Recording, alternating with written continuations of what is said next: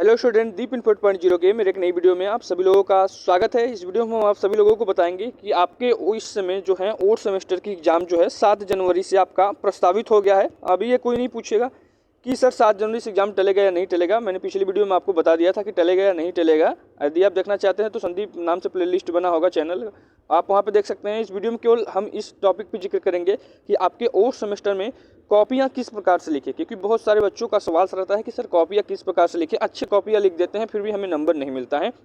तो कॉपी अपनी पूरी 8th सेमेस्टर में किस प्रकार से हम लिखेंगे, कुछ आपके टॉपिक को ध्यान देना होगा, कुछ नंबर हमसे बताएंगे जो आपको ट्रिक्स वो फॉलो करने होंगे जिससे कि आप एक अच्छा नंबर प्राप्त कर सकें। बहुत सारे ऐसे छात्र और छात्राएं होते हैं जो कॉपियां, उनके पास नॉलेज तो अच्छी होती हैं, लिख देते हैं, लेकिन उनका वही 50 में से 20 नंबर 22 नंबर आना मुश्किल हो जाता है। तो सारी ट्रिक्स इस वीडियो में हम आप सभी लोगों को बताएंगे। कुछ रूल्स रेगुलेशन होती हैं, उसको आपको फॉलो करने की ज़रूरत होती है, जिसमें से कि बहुत सारे टॉपिक्स है। वीडियो लंबी होने वाली है, थोड़ी सी 5-6 मिनट का हो सकता है, तो आप बिना स्किप किए हुए वीडियो देखिए, ताकि ऐसा कोई पार्ट्स आप स्किप कर दें जो आपको ना समझ में आए, फिर आपको वो दिक्कत कर जाएगा। क्योंकि देखो, इस समय आपके लिए एग्ज़ाम से ज़्यादा इंपॉर्टेंट कोई काम नहीं होना चाहिए। तो चलिए वीडियो स्टार्ट करते हैं और आप सभी को एक एक टॉपिक का कवर करके डिटेल से बताते हैं कि 8th सेमेस्टर की एग्ज़ाम में आप लोगों को किस प्रकार से अपनी कॉपियों को लिखना है। मैं सभी स्टूडेंटों को बता देना चाहता हूं कि ये वीडियो आपके लिए थोड़ा सा लंबा होने वाला है, लेकिन बहुत ही यूजफुल होने वाला है आपके लिए। देख सकते हैं कि 7 जनवरी से प्रस्तावित विषम सेमेस्टर में कॉपियाँ किस प्रकार से लिखें। तो टॉपिक वाइज स्टार्ट करने से पहले मैं आप सभी लोगों को बता दूं कि आप सभी लोगों को सबसे जो ज़्यादा फर्स्ट आपको नंबर ध्यान देना है कि अगर सपोज दैट मान लीजिए कि आपकी 9 बजे से एग्ज़ाम होनी स्टार्ट होने वाली है, 2-2.5 घंटे का आपका एग्ज़ाम जो भी रहता है, ड्यूरेशन जो भी रहता है, 2 घंटे का, 2.5 घंटे का, 3 घंटे का, यदि आपका एग्ज़ाम 9 बजे से आपका स्टार्ट हो रहा है तो बहुत सारे ऐसे लोग होते हैं कि चलिए 9 बजे से ही पेपर मिलना स्टार्ट होगा, तो 9 बजने में 10 या 15 मिनट बाकी रहेगा तभी पहुंचेंगे। ऐसा आप सभी लोगों को नहीं करना है, क्योंकि जब जितनी जल्दी आप पहुंच जाते हैं एग्जामिनेशन हॉल में, उतनी ज़्यादा आप रिलैक्स होके अच्छे से माइंड आपका फ्रेश हो जाता है। अगर आपका 9 बजे से एग्ज़ाम है तो किसी भी हाल में 8:30 तक आपको एग्जामिनेशन हॉल में पहुंच जाना है, क्योंकि आपको रोल नंबर से वगैरह फीड करने में भी 10 से 15 मिनट का समय लग जाता है, मार्जिन ये सब करने में। तो आप जब भी एग्जामिनेशन हॉल में जाएं तो कम से कम 30 मिनट का समय लेकर ही जाएं। और देखिए, सबसे जो पहला फर्स्ट टॉपिक जो है, चेक द कॉपी फर्स्ट। जब भी आपको कॉपी लिखने के लिए मिलती है तो सबसे पहले आप लोगों को उसको चेक कर लेना चाहिए कि कॉपी का कहीं पेज जो है फटा वगैरह तो नहीं है, या फिर जो नंबर्स आप पेज आपको दिए हैं, नंबर ऑफ पेज की संख्या जो दी हुई है, सपोज दैट कि अगर नंबर ऑफ पेज की अगर दिया हुआ है, अब मान लीजिए 16 दिया है, तो कोई ऐसा तो नहीं उसमें 50 ही पेज है या फिर 10 ही पेज है। तो सबसे पहले आप सभी लोगों को ऐसा देख लेना है। यदि उसमें पेजेस की संख्या कम है और या फटा हुआ है, अगर आपको लिखने में दिक्कत होती है, तो एग्जामिनेशन हॉल में जो आपके टीचर्स हैं उनके कह के आप अपनी कॉपियों को चेंज कर सकते हैं, ताकि आपके पे कोई ब्लेम ना लगा सके कि 60 पेज की कॉपी थी तो आपने 1-2 कॉपी का पेज जो है निकाल लिया हुआ है चीटिंग वगैरह करने के लिए। तो ऐसा कोई ब्लेम ना लगे, इससे पहले चेक द कॉपी आपको फर्स्ट कर लेना चाहिए कि कॉपी में नंबर ऑफ पेज की संख्या जितनी लिखी हुई है उतने नंबर ऑफ पेज हैं या फिर नहीं हैं। सभी लोग बता दूं कि आप सब लोग वीडियो क्लास में बने रहिएगा। लास्ट में आप सभी लोग बहुत ही इंपॉर्टेंट जो है टॉपिक बताएंगे हम। दूसरा जो टॉपिक है, ड्रा मार्जिन। देखो, सबसे ज़्यादा बच्चे इसी में गलतियां मिस्टेक करती हैं कि अगर सपोज दैट कि मान लीजिए कि ये आपकी कॉपी हो गई, तो ज़्यादातर बच्चे क्या करते हैं कि कॉपियाँ ये हो गई तो ज़्यादा कॉपियाँ भरने के चक्कर में मार्जिन कर देते हैं। जैसे कि सपोज दैट कि यहाँ पे इतनी मार्जिन कर दिए और फिर इधर इतना मार्जिन कर दिए और लास्ट में भी ये इधर कर दिए और इधर भी करके मार्जिन करेंगे, केवल बीच में ही ऐसे ऐसे लिखते हैं। ये बहुत ही गलत रूल्स है, कॉपियाँ आपको नहीं भरनी है। तो बहुत सा सिंपल सा आपको करना है कि अगर आप मान लीजिए सपोज दैट कि आपकी कॉपी ये हो गई, तो आप उतना ही लिखिए, उतना ही मार्जिन करिए जितने में आपका काम चल जाता है, इतना थोड़ा सा मार्जिन कर लीजिए। बस एक साइड आपको मार्जिन करने की ज़रूरत होती है कि आप अपना नंबर क्वेश्चन नंबर ये सब लिख ले, उतने ही करना है। और होता है कि जो स्टेपलर वगैरह लगते हैं तो यहाँ पे होल वगैरह हो जाती है, तो आप थोड़ा सा यहाँ पे भी कर सकते हैं। इससे ज़्यादा आप मार्जिन नहीं करिए, क्योंकि जो एग्जामिनर रहते हैं उनको ये नहीं है कि कॉपियाँ आपको पलटने की ज़रूरत पड़ती है। कॉपियाँ ज़्यादा पलटने की ज़रूरत नहीं है, सॉलिड चीज़ लिखिए, बस सॉलिड चीज़ लिखिए। मार्जिन बहुत थोड़ा सा करने की ज़रूरत आपको होती है, ज़्यादा मार्जिन करने की ज़रूरत नहीं होती है। लास्ट में बहुत ही इंपॉर्टेंट आपको चीज़ें हम बताने वाले हैं। आप लोग देख सकते हैं तीसरा आपका जो टॉपिक है वो आपका है कि गैप बिटवीन टू क्वेश्चन के बीच में आपका कितना गैप होना चाहिए। जैसे कि एक मान लीजिए कि आपकी ये कॉपी हो गई, तो आप कोई भी क्वेश्चन नंबर मान लो पहले का ये जो भी लिख रहे हो आप यहाँ से लिखते लिखते आप लगभग यहाँ पे पहुँच गए, आधे से ज़्यादा कहीं आपका ये क्वेश्चन जो है आंसर आपने कंप्लीट कर दिया।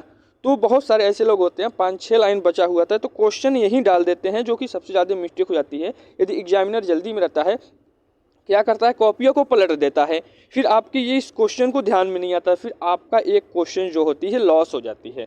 यदि आप फिर मार्जिन कर यहाँ पे क्वेश्चन आप नंबर डालते हैं तो अगर 5, 6, 7, 8, 9 लाइन तक जाती है तो आप उसको छोड़ के नेक्स्ट आप पेज से अपना दूसरा क्वेश्चन स्टार्ट करिए, ये ध्यान दीजिएगा। लेकिन ये भी ध्यान दीजिएगा ऐसा नहीं कि 2-3 लाइन लिखे और फिर यहाँ पे एक पेज खत्म हो जा रहा है तो नेक्स्ट लाइन नहीं। अगर 2-3 लाइन ही लिख रहे हैं यदि, तो उसमें आप नेक्स्ट पेज पलटने की ज़रूरत नहीं है। यहाँ पे 3-4 लाइन का गैप लेके आप बड़े से हेडिंग में आप अपने क्वेश्चन नंबर्स को जरूर लिख दें।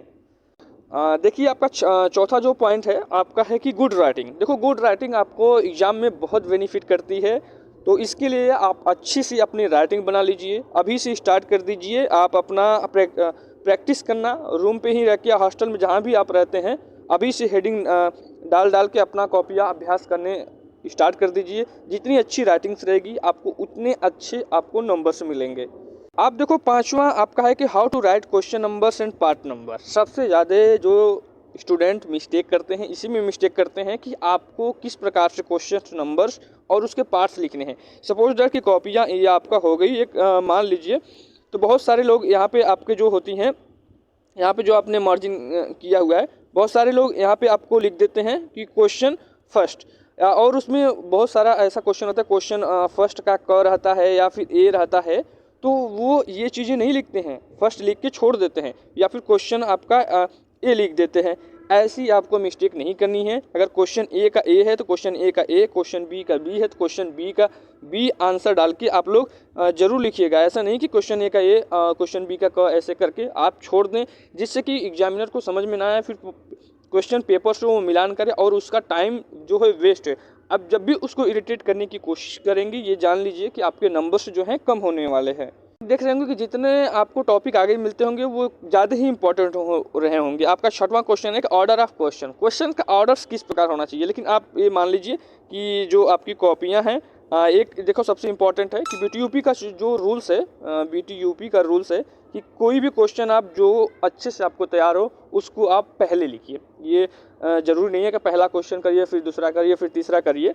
आपको अगर 5वां का ए आ रहा है तो 5वें का ए करिए, लेकिन क्वेश्चन ऑर्डर आपको बहुत इम्पोर्टेंट रोल प्ले करता है। ज़्यादा से ज़्यादा कोशिश करिए कि आपको क्वेश्चन नंबर 1 से ही जो है लिखना स्टार्ट करिए। जो भी आता है क्वेश्चन फर्स्ट का ए, क्वेश्चन फर्स्ट का आपका बी, ऐसे करके लिखेंगे तो एग्जामिनर को क्या होती है, एक सीक्वेंस में मिल जाते हैं आपको क्वेश्चन, जिससे क्या होती है कि वो जल्दी जल्दी आपको नंबर फिट करके दे देता है। अगर 5 नंबर है तो 4 नंबर करके दे दिया। दिक्कत ये होती है कि बहुत सारे लोग होते हैं जो क्वेश्चन 5 का बी लिख दिए, फिर क्वेश्चन आपका 7 का सी लिख दिए। ऐसे थोड़ा सा इससे बचिए। अगर लिख देते हैं कोई गलत नहीं है, लेकिन थोड़ा सा बचने की इससे कोशिश करिए कि एक सीक्वेंस में जब रहेगा तो आपको एग्जामिनर अच्छे से जल्दी कॉपियाँ चेक करके आपको नंबर आपको दे देगा।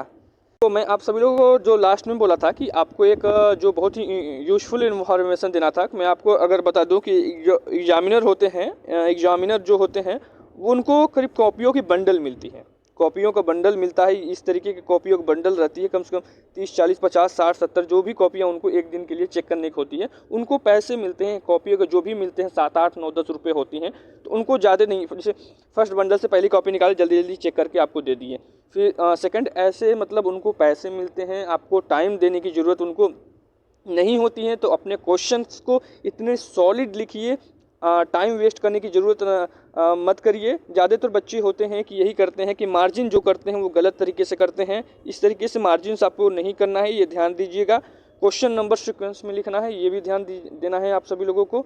वो जितनी कॉपियाँ जल्दी चेक करेंगे उनको उतनी ही पैसे आपको ज़्यादा मिलते हैं। मैं देखो एक आपके लिए यूजफुल इन्फॉर्मेशन और बता दें कि आप जब भी हेडिंग लिखें, अपनी जो भी क्वेश्चन का हेडिंग्स डालते हैं, तो अगर स्ट्रॉन्ग हेडिंग है, आपने उसमें अच्छा से लिखा हुआ है, तो आप उसको एक अच्छे कलर पेन से जो आती हैं आपको कुछ इस तरीके से कलर्स पेन आपको मिल जाते हैं, बहुत सारी कलर्स पेन मिल जाते हैं जिसको इसको हाईलाइट करते हैं। हाईलाइटेड कलर का एक आता है, तो उसको हाईलाइट जब भी ऐसे इस तरीके से कर देंगे तो आपको क्वेश्चन की हेडिंग्स जो होती है सामने वाले को ज़्यादातर एग्जामिनर को दिखाई दे जाती है, जिससे कि आपको उनको तुरंत समझ में आ जाता है कि इस स्टूडेंट को अच्छे से पता है। तो आपको जो भी क्वेश्चन आते हैं, जो भी आप हेडिंग लिखते हैं, उसको हाईलाइट पेन से ज़रूर कर दें। आप सभी लोगों को लास्ट में बता दूं कि ना आपको मेरे चैनल को सब्सक्राइब करने की ज़रूरत है, ना लाइक करने की ज़रूरत है। बस दोस्तों में ज़्यादा से ज़्यादा आप सभी लोग शेयर करिए। हमने जितना हो सका आप लोगों को बताने की कोशिश की। अगर भूलवश कोई क्वेश्चन या फिर ऐसे टॉपिक छूट जाते हैं जो कि काफ़ी इंपॉर्टेंट हमारे एग्जाम में होने वाले हैं, तो आप लोग कमेंट जरूर करिए कि सर ये भी टॉपिक इंपॉर्टेंट होने वाला है, तो ताकि हमें भी आपसे हेल्प मिल सके। हम पूरी कोशिश करते हैं कि सभी छात्रों छात्राओं को ज़्यादा से ज़्यादा हेल्प कर सके। चैनल को कोई भी सब्सक्राइब, लाइक, कमेंट करने की ज़रूरत नहीं है। कमेंट करिएगा, शेयर करिएगा। हाँ, तो चलिए मिलते हैं इसी प्रकार के हर एक पॉलिटेक्निक के ताज़ा खबरों के साथ। तो आप सभी लोग अपना ख्याल रखिएगा। मिलते हैं आपके साथ किसी नए वीडियो में।